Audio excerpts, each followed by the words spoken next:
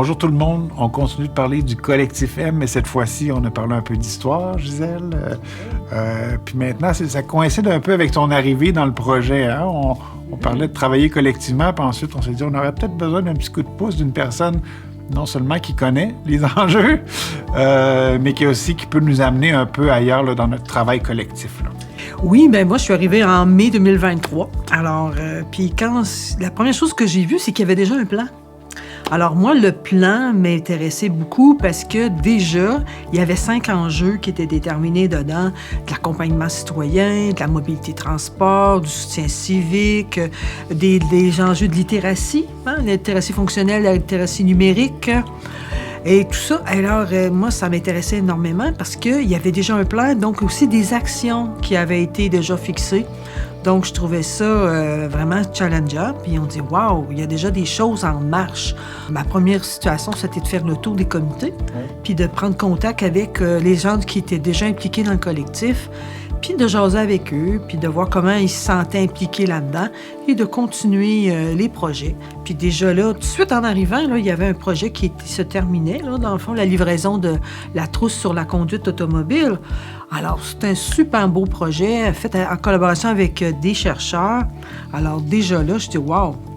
En si peu de temps, on est capable d'avoir un beau produit. Il y a eu un très beau lancement.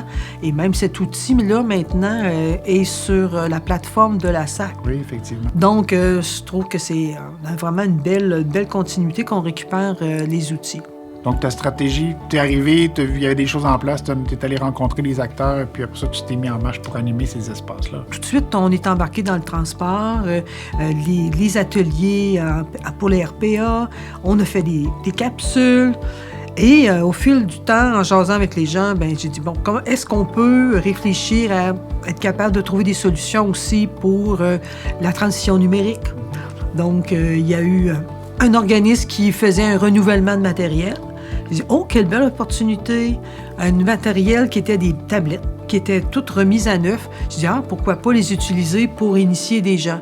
Alors, c'est toujours comme ça, c'est de prendre les opportunités, d'aller consulter les gens, puis de chercher les ressources. Donc, de fil en aiguille, il y a plein de projets. Il y a 7-8 projets qui ont pris les racines, puis il y en a d'autres qui se sont continués, comme le soutien civique qui avait été initié par l'organisatrice communautaire, Mme Deschaines. Il y avait déjà l'accompagnement citoyen qui était déjà dans les cartons de convergence avec Caroline au soutien à domicile. Donc, on a continué. Il y avait déjà Enfants Entraide qui donne déjà des ateliers, mais qui voulait faire des ateliers dans les RPA. Donc, plein d'initiatives comme ça qu'on a continué à encourager. Et l'idée, c'était toujours, dans ma tête, comment les amener plus loin. Ouais. C'est comme ça qu'on a travaillé. Merci beaucoup. Bienvenue.